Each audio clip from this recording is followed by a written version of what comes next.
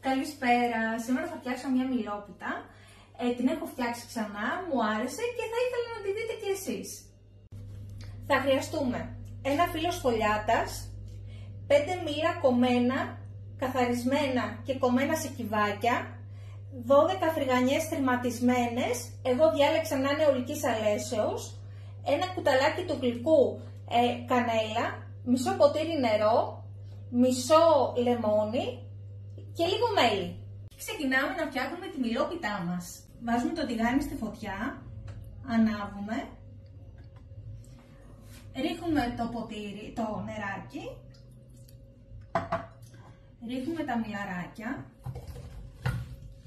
Βλέπετε, πολύ εύκολο έτσι, δυσκολία καμία. Ρίχνουμε το λεμόνι, ρίχνουμε την κανέλα, έλα μάνα μου, μάλιστα, και ρίχνουμε και λίγο μέλι. Εγώ δεν θα βάλω πολύ, γιατί δεν το θέλω να γίνει πολύ γλυκό. Εσείς βάλτε όσο θέλετε. Να, θα βάλω μια κουταλίτσα. Και αφήνουμε. Τώρα αυτό θέλει περίπου 10 λεπτά. Θέλει να πιει τα υγρά του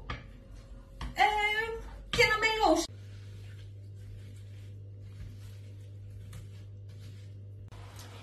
Βλέπετε εδώ τώρα τα μήλα έχουν πιει τα υγρά τους και είναι σχεδόν έτοιμα, έχουν καραμελώσει και είναι σχεδόν έτοιμα.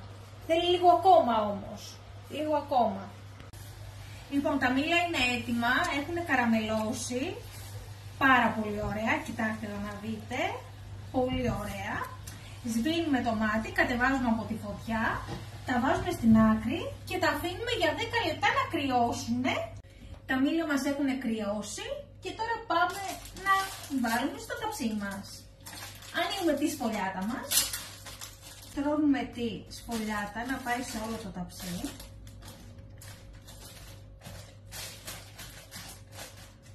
Βάζουμε τα μήλα που έχουμε ετοιμάσει, βάζουμε τα μήλα μας.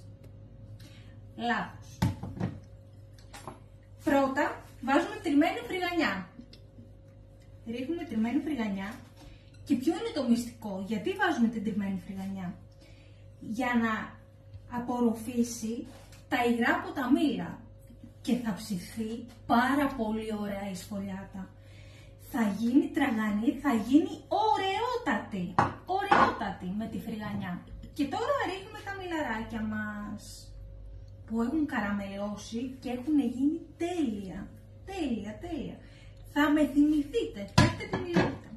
Στρώνουμε λοιπόν τα μήλα μας εδώ, τσουκουτσούκου, σιγά σιγά, πανεύκολο. Νομίζω ότι είναι μια πάρα πολύ εύκολη συνταγή και μπορεί να τη φτιάξει κάθε νοικοκυρά. Και είναι και πάρα πολύ νόστιμη. Και ρίχνουμε και την υπόλοιπη φρυγανιά από πάνω. Ένα κρόκο αυγού και λίγο γάλα. Και θα κάνω έτσι λίγο από πάνω για να πάρει ωραίο χρώμα η μιλόπιτά μας. Θα πάρουμε ένα πυρούνι, θα τρυπήσουμε και είμαστε έτοιμοι να ψήσουμε τη μιλόπιτά μας.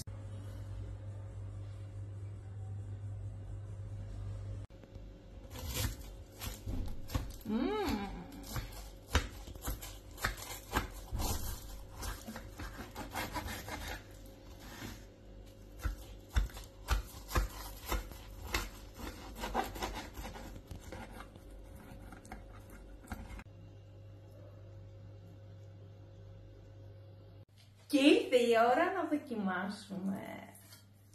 Ακούστε πόσο...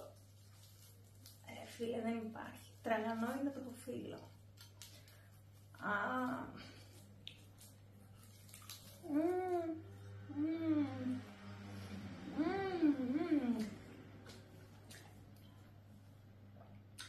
Είναι πάρα πολύ ωραίο. Αν και είναι πολύ ζεστό ακόμα, αλλά είναι πεντανόστιμο.